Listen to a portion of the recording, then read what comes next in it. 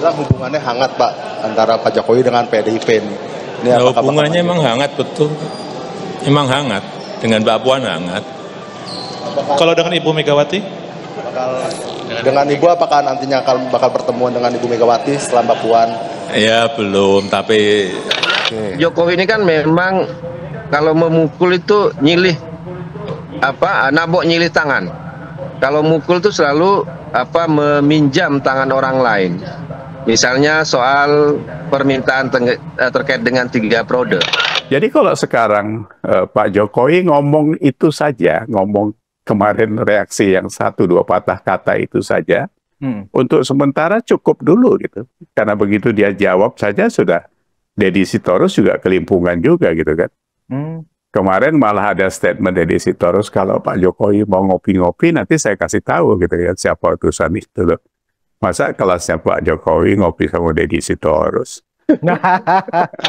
Soal ucapan Pak Jokowi yang harmonis, menurut saya itu juga pernyataan yang normatif. Tapi kan kita lihat Pak Jokowi kan sering menyampaikan, tapi yang beliau lakukan kan berbeda. Jadi ini framingnya PDIP saja gitu kan, mengada-ngada, membuat satu gerakan yang nantinya akan seperti ini. Itu kan strategi mereka. Ya. Kata orang-orang kan sen kanan belok kiri ya.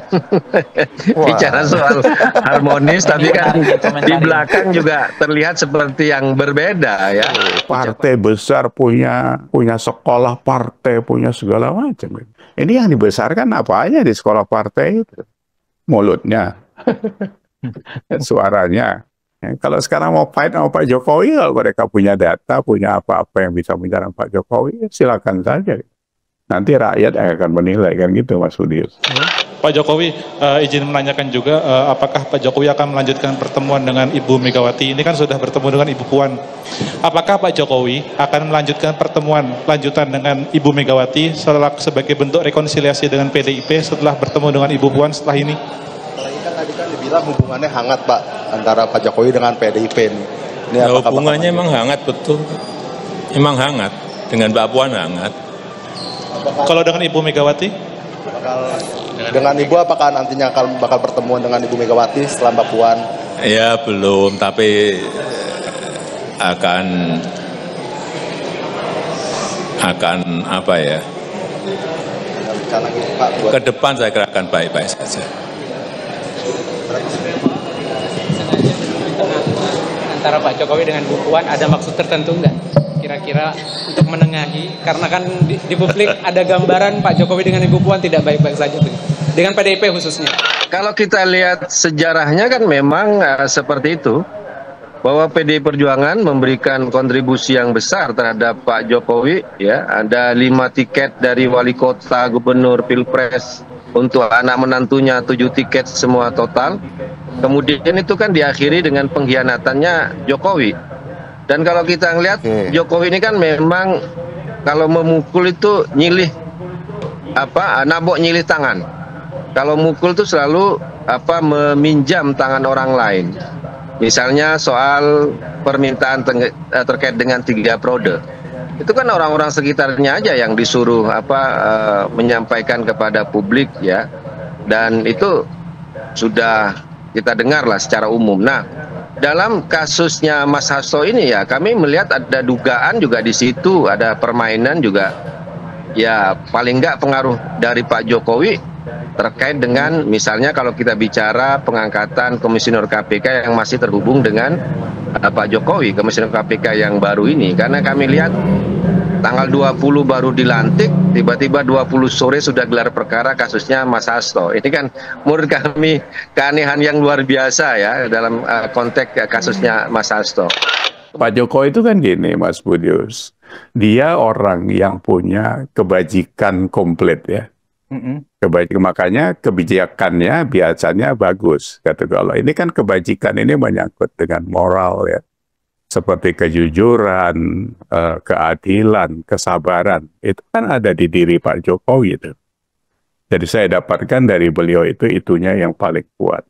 Karena kita tahu latar belakang beliau seperti apa. Nah, jadi kalau sekarang Pak Jokowi ngomong itu saja, ngomong kemarin reaksi yang 1-2 patah kata itu saja, Untuk sementara cukup dulu gitu. Karena begitu dia jawab saja sudah Deddy Sitorus juga kelimpungan juga gitu kan.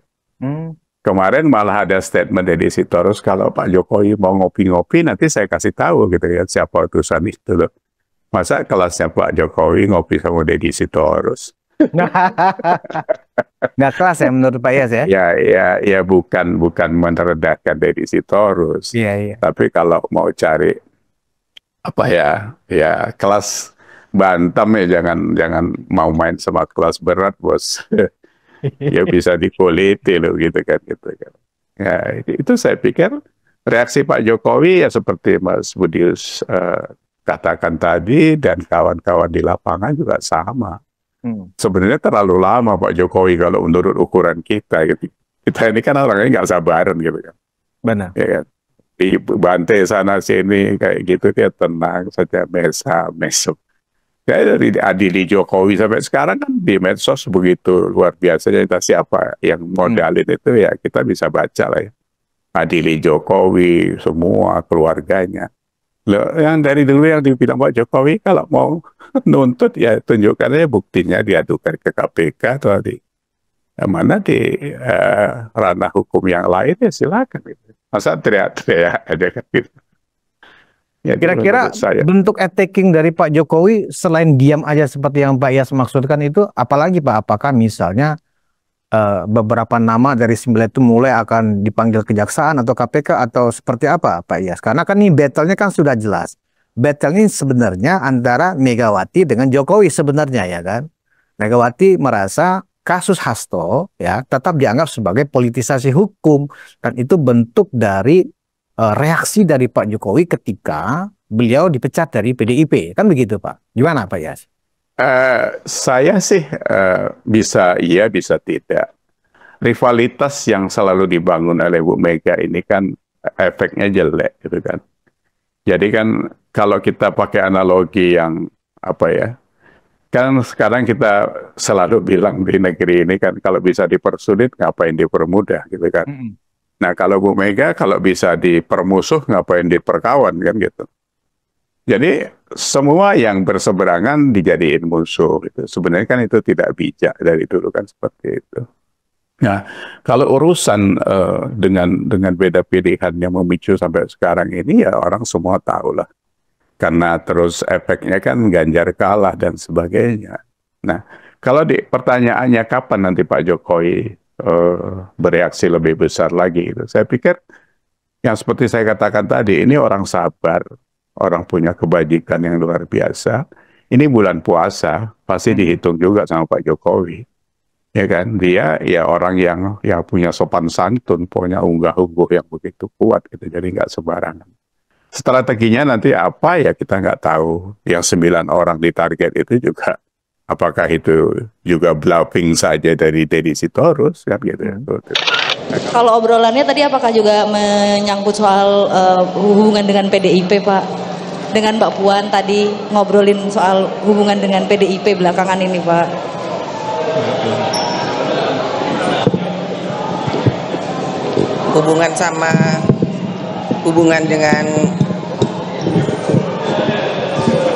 Hubungan dengan PDI Perjuangan baik-baik saja.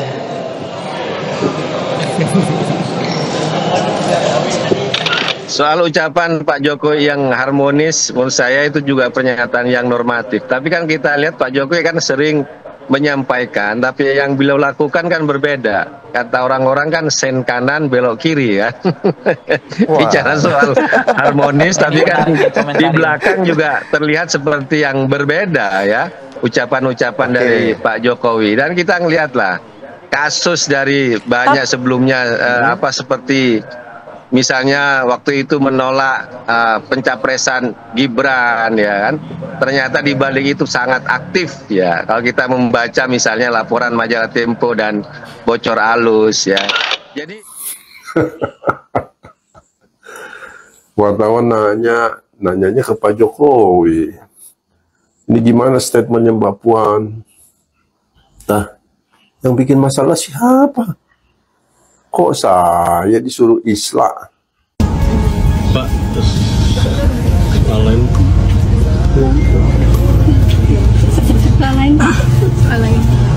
Pertanyaan boleh ya Pak? Pak, kemarin kan Mbak Puan sempat statement terkait agar Pak Jokowi dengan PDIP untuk menyudahi ini semua Pak. Apakah ada rencana islah dengan PDIP Pak? Tuh, yang memulai itu siapa? Dengan elit PDIP. Ini wartawannya bodoh atau Mbak Puannya yang tidak straight to the point. Memulai itu siapa? Sudahi hal-hal yang kemudian hanya membuat kita ini terpecah belah, sudahi hal-hal yang membuat kita ini kemudian hanya berkutat dengan hal-hal yang kemudian membuat kita itu saling berprasangka, apalagi ini bulan Ramadan, bulan yang penuh berkah. Marilah kita berpikir positif dan kemudian ayo kita sama-sama bangun bangsa ini bersama.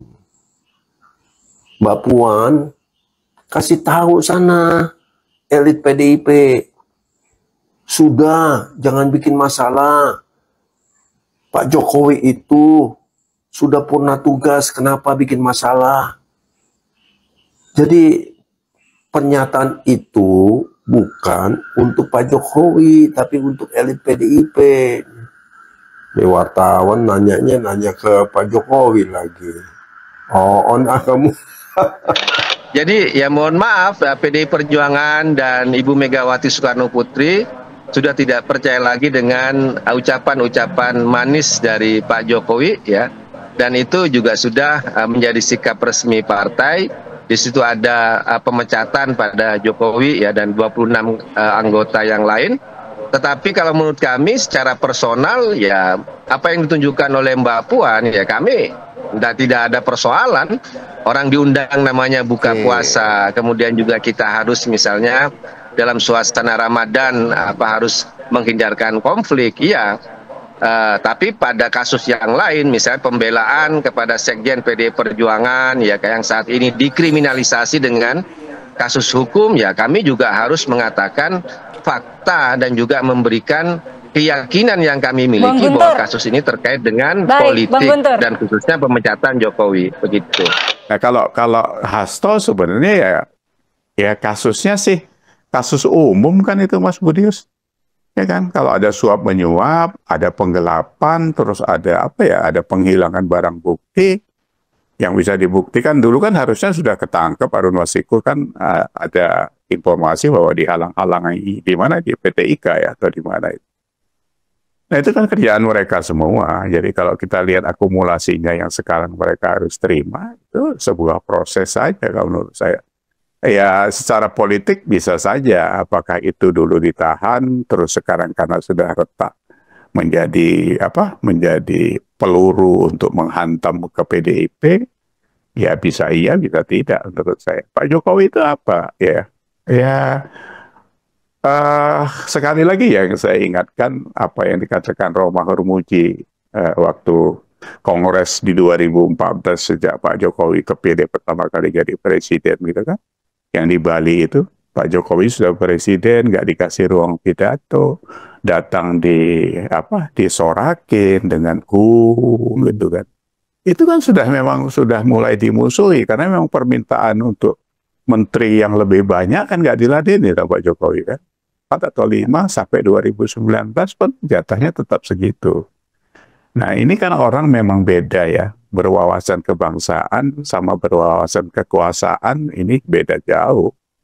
Jadi yang satu kepentingannya kekuasaan untuk melanjutkan apa yang sudah didapat, sementara yang satu adalah bagaimana berkelanjutan sebuah pembangunan atau mengurus negara itu. Sehingga sekarang ini ada Pak Prabowo itu kan kita tahu bagaimana prosesnya. Sebenarnya apa sih untungnya Pak Iyas PDIP lewat Deddy Sitorus dan termasuk juga pengacaranya Magdir Ismail gitu ya. Keuntungannya apa sih? Toh kasus Hasto kan sudah masuk sidang dan dengan sendirinya pra peradilan yang kedua kan sudah gugur. Apa untungnya melakukan semacam framing lagi gitu loh, framing lagi bahwa ini adalah politisasi hukum dari Pak Jokowi gitu loh.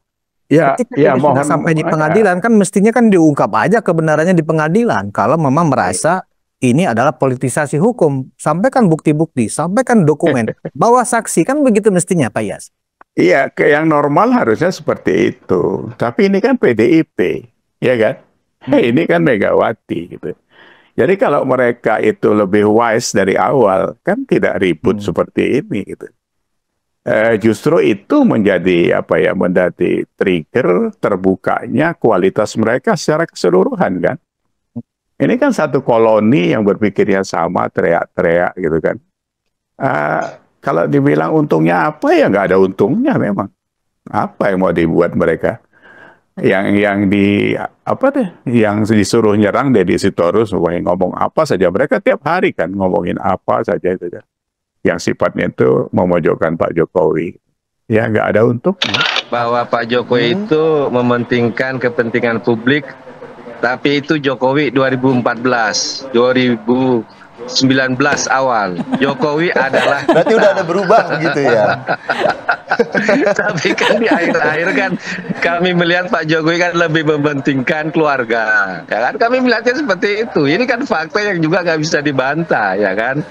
Berusaha dengan sekuat tenaga bagaimana anak sulungnya menjadi wapres, ya kan? Ini juga adalah sampai ada masalah di Mahkamah Konstitusi melalui adik ipar dia yang juga pamannya Gibran. Ini juga nggak inilah menurut kami politik basa-basi dan antara ucapan dan berbeda dengan tindakan menurut kami juga harusnya sudah diakhiri. Kalau masih menjabat, ya kan, menurut kami ya bolehlah berpolitik seperti itu ya.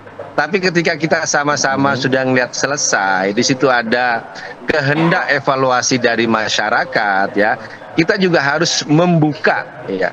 Jangan terus membela diri dengan membuat komentar yang menurut kami ya, yang semakin ya memperburuk keadaan. Pak Jokowi kan saya bilang ini kan kayak minum obat 3 kali sehari ngomong ke media di rumahnya di Solo ya. Kami nggak tahu ya apa urgensinya, tapi kan kami lihat semua isu kan dikomentari oleh Pak Jokowi ya.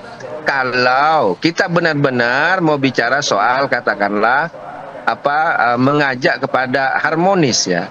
Kalau kami lihat kan kalau Mbak Puan kan menjaga benar statement pernyataan di media ya. Pak kapan harus ngomong, kapan tidak. Kalau Pak Jokowi ini kan hampir tiap waktu ya bicara ke media apapun isunya juga dikomentari. Kalau bagi kami di PDI Perjuangan ya kalau memang harus menyebut Pak Jokowi ya kami harus sebut, misalnya kasus Mas Hasto. Tapi kasus yang lain ya kami juga nggak mau sebut kalau memang nggak ada hubungannya gitulah. Jadi jangan dianggap bahwa ketika kami bicara soal Pak Jokowi kami hanya mau mengaitkan Pak Jokowi, enggak kok. Apakah mungkin untungnya itu begini Pak ya, supaya nanti dalam persidangan Hasto bebas Pak, ya kan? Kalau nggak nanti dibongkar nih bahwa benar Pak Jokowi benar telah mengirim utusan namanya Mr. X, kemudian diungkap namanya, kemudian 9 orang yang ditarget itu memang atas perintah Pak Jokowi, sehingga kalau itu dibongkar seolah-olah Pak Jokowi memang dari awal terbukti telah melakukan intervensi hukum untuk melindungi dinasti politik keluarganya, kan begitu teori dari PDIP. Menurut Pak Yas, kira-kira untung yang akan diharapkan dari PDIP apakah seperti itu? Itu kan kita tidak tahu secara detail, Mas Budius. Kalau itu yang terjadi dengan sosok Pak Jokowi, ya berarti kita selama ini salah memahami Pak Jokowi. Gitu kan. Tapi kalau sampai sekarang, saya masih yakin dia tidak seperti itu. Jadi ini framingnya PDIP saja, gitu kan, mengada-ngada, membuat satu gerakan yang nantinya akan seperti ini. Itu kan strategi mereka, gitu, ya kan? Kan ada di marketing itu ada 2 ya, taktik dulu baru strategi gitu kan. Nah siapa yang pakai itu sekarang? Pak Jokowi yang pakai atau PDIP yang pakai? Iya kan? Kalau mereka punya analisa yang bagus, punya kepribadian yang bagus, punya pemikiran yang bagus, ya tidak seperti ini memang. Mereka kan harusnya gini ya, kalau kita pernah belajar ya Mas Budius, saya orang-orang lama kan masih punya, saya masih pakai sampai sekarang dari sudut marketing, dari apa yang SWOT analysis itu kan. Ya, SWOT ya. Iya, SWOT itu paling efektif dipakai. Strengthen-nya apa di PDIP menghadapi Jokowi inilah, bukan ngajari deh. Menghadapi Pak Jokowi ini strengthen-nya apa PDIP. apa massa atau 16%, apa-apa gitu strengthen gitu kan. Terus apa? Weakness-nya apa itu?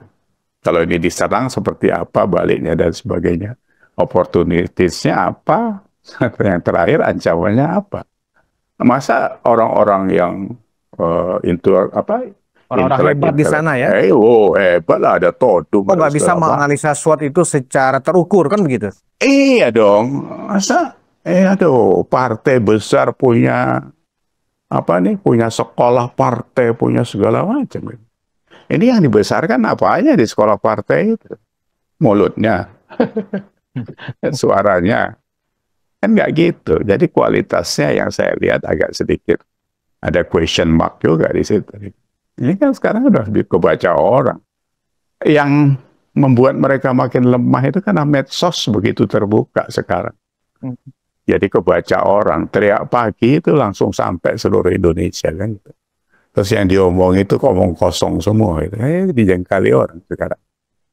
Ya, kalau sekarang mau fight sama Pak Jokowi, kalau mereka punya data, punya apa-apa yang bisa menyerang Pak Jokowi, silakan saja. Nanti rakyat yang akan menilai kan gitu, Mas Budius. Ya. Kira-kira persepsi publik dengan sikap PDIP yang seperti ini, apakah kemudian, ternyata Pak Jokowi ada begini-begini nih, kemudian menjadi ragu dengan dalam memberikan dukungan selanjutnya kepada Pak Jokowi dan keluarga, atau ternyata itu tidak berpengaruh di mata publik secara mayoritas? Menurut Pak Yas gimana framing yang dibangun oleh Deddy Sitorus ini? Nggak ngaruh. Nggak ngaruh? Nggak ngaruh sampai sekarang. Saya kan ngobrolnya sama kelas-kelas akar rumput di sini banyak. Nggak ngaruh karena sekarang sudah nggak digubris.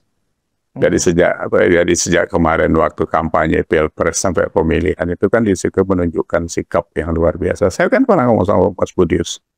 Di sekitaran saya ini begitu kuatnya PDIP, ambrol semua. Nah kalau dia udah ambrol di dalam, bagaimana dia mengangkatnya lagi? Apalagi sekarang perang terbuka seperti ini kan, orang makin melihat kualitasnya, apalagi kalau tidak bisa dibuktikan. Kemarin Hasto aja ditunggu orang kan itu, ada video, ada segala macam yang dibilang di Rusia, diumpetin di kamarnya Putin kali ya, kemana-mana. Ini jeder nggak ada apa-apanya. Videonya video Hasto beropini sendiri. Ketawa orang tuh. Sudah nggak bisa, Mas. Jadi nggak ada ngaruhnya. Buat saya sih, saya bisa mengatakan itu kok. Ya, kita harus tahu juga bahwa kepanikan PDIP ini kan menyangkut 2029. Karena kalau Pak Jokowi masih begitu kuat pengaruhnya, siapapun nanti yang diusung menjadi presiden atau pasangan presiden wakil presiden, itu cawe-cawenya dampaknya gede, bos. Sementara dia sudah pecah kongsi sama Pak Jokowi, PDIP, dan tidak punya siapa yang calon kuat dari PDIP. Mau diajukan Ganjar lagi ya, gulung tikar. Kalau Pak Yas bagaimana ya menilai ketika sidang perdana kemarin di Pengadilan Tipikor, itu Hasto melakukan orasi politik dan mengatakan dirinya adalah tahanan politik, bukan tahanan koruptor gitu loh Pak Yas. Seolah-olah ingin men-underline lagi bahwa Hasto itu menjadi tahanan politik gara-gara dendam dari Pak Jokowi dan keluarga. Dan itu seolah-olah benar-benar diamplifikasi sedemikian rupa oleh tim komunikasi dari PDIP di banyak kanal gitu loh Pak Yas. Iya, ya itu sebuah usaha lah, biasa lah politik ya Mas Budius. Tahanan politik seperti apa, wong kasusnya jelas. Penyuapan kepada KPU, kan itu yang diusut terus kan. Menghilangkan barang bukti dan sebagainya. Kalau dikaitkan sama politik, ya bisa-bisa saja, tapi menurut saya sudah jelas terang benderang kasusnya Hasto itu. Kalau prosesnya saja kan 3 kali berkirim surat, Hasto dan Bambang Pacul, Hasto Yasona, Hasto Bu Megawati, yang mengajukan Harun Masiku untuk PAW itu kan. Padahal dia suaranya cuma 5.800 sekian kan. Sementara Priska siapa itu namanya itu yang 44.000 itu. Ini kan sama juga dengan kasus-kasus yang lain di Jawa Timur di mana-mana. Jadi saya pikir ya itu framing, Mas Budi, sebuah usaha bisa membelokkan ini. Tapi kalau sekarang opini yang dibentuk itu tidak merubah apapun proses hukum di KPK dan persidangan, saya pikir itu. Kita lihat aja nanti.